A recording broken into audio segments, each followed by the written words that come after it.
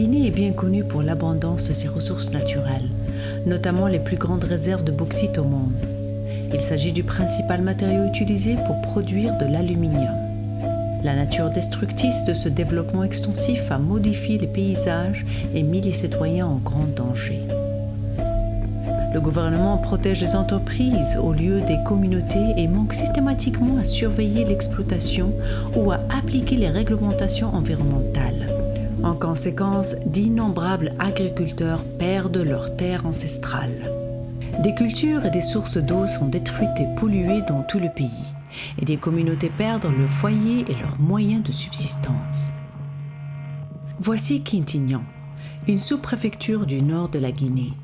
Depuis plus de 800 ans, des orpailleurs, des commerçants et des agriculteurs vivent dans la région.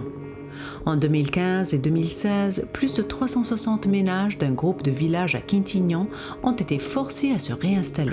Ces villages sont maintenant connus sous le nom de Area 1, une zone que l'une des plus grosses sociétés d'extraction de l'or avait besoin de dégager pour construire une nouvelle mine à ciel ouvert.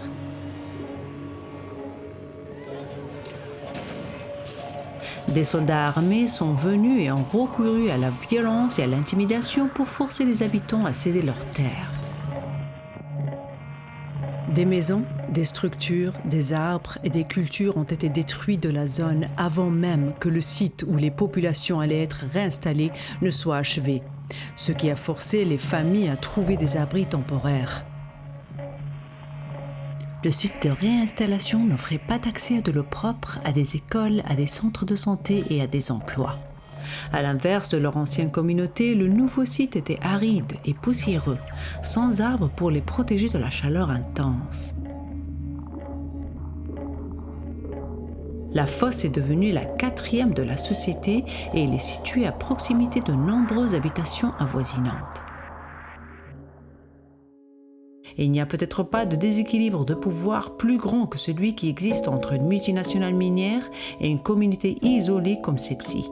Mais grâce à des partenariats avec des ONG locales et internationales telles que le CECID, MDT et Inclusive Development International, cette communauté a finalement accès à la justice par le biais d'une procédure formelle de règlement des différends.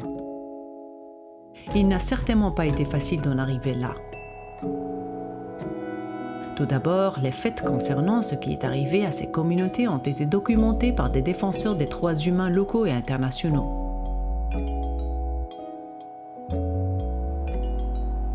Le rapport a ensuite été utilisé pour appuyer une plainte auprès d'un mécanisme de grief de la Banque mondiale, après que des recherches eurent montré que la mine avait reçu un financement indirect de la part de la banque.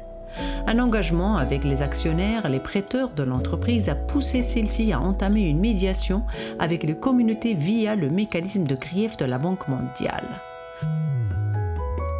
Pour la première fois, les personnes qui ont demandé pendant des mois à l'entreprise et au gouvernement de se pencher sur leur situation se sont assises à la même table que les dirigeants de l'entreprise, sur un pied d'égalité et avec une vision sur la manière de reconstruire leur vie. Elles ont exigé une indemnisation complète et équitable pour les préjudices et pertes subies, et les moyens de réaliser un plan pour restaurer leurs moyens de subsistance et ceux des générations futures.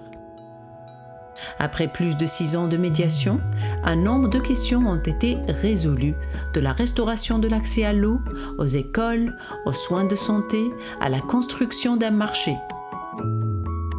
L'entreprise a également changé son approche envers la sécurité et les droits humains. Le 13 septembre 2024, l'entreprise et la communauté ont conclu un règlement financier historique pour prendre en compte ces griefs en suspens. Sur le montant total du règlement, un quart sera directement versé aux familles affectées comme indemnisation individuelle.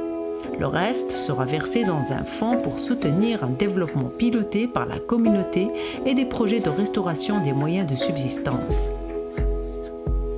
Ces projets seront conçus, pilotés et appropriés par la communauté avec une assistance technique par la Banque mondiale pour assurer leur durabilité.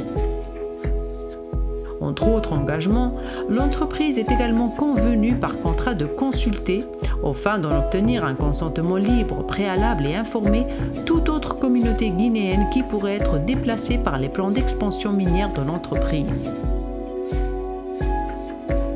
Même si les souffrances des familles d'Area 1 ne pourront jamais être effacées, c'est là une victoire fantastique pour la communauté dont les leaders sont restés fermes, pleins d'espoir et unis dans leur quête de justice, quel que soit le temps qu'il a fallu pour arriver à ce point.